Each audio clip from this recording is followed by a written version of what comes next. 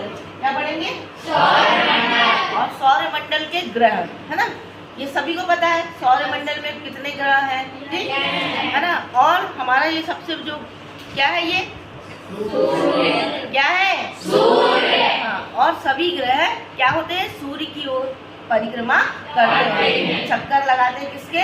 सूर्य के, है ना। तो अब हम ये हमेशा क्रम भूल जाते हैं कि सौरमंडल में हमारे कितने ग्रह हैं, ठीक है ना, और इन ग्रहों का कैसा क्रम होना चाहिए, ठीक है। तो उसके लिए हमने एक आसान सा तरीका निकाला है। क्या निकाला है?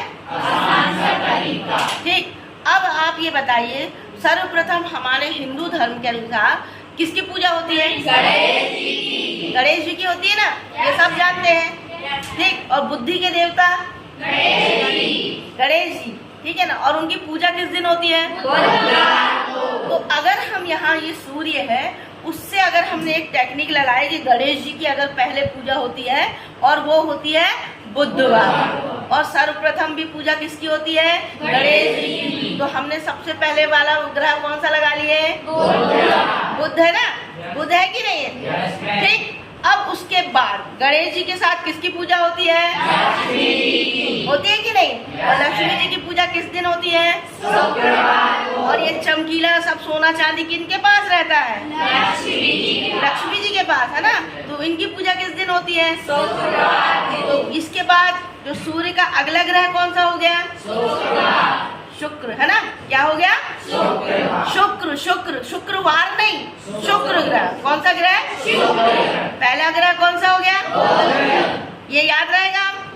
सूर्य से प्रथम ग्रह, उसके बाद क्यों?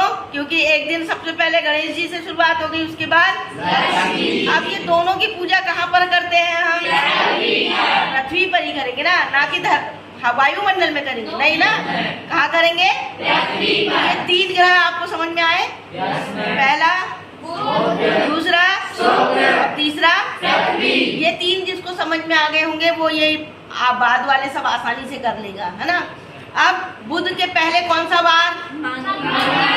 कौन सा वार आता है? मंगल। ये से ग्रह आ गया। पृथ्वी के बाद दूसरा ग्रह कौन सा हो गया?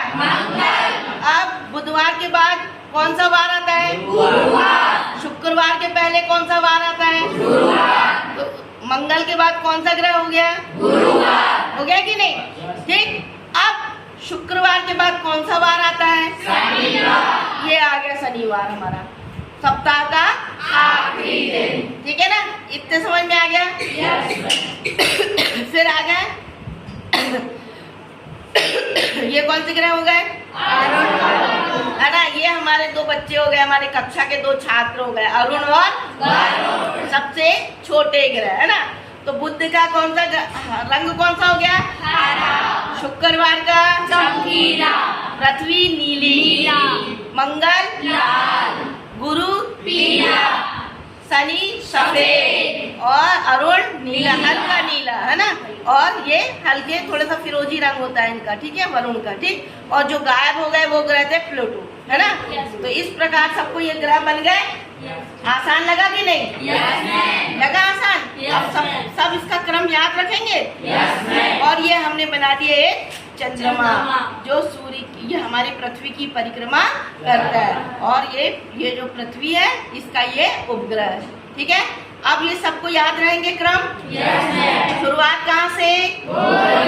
उसके बाद पृथ्वी, फिर मंगल, फिर गुरु, फिर शनि, फिर अरुण, फिर वरुण। चलो बढ़िया, ठीक है ना। इसका मतलब अब हमारी ये जो हमने अपने आसान तरीका लगाए थे वो सबको समझ में आ गया। ठीक है बच्चों?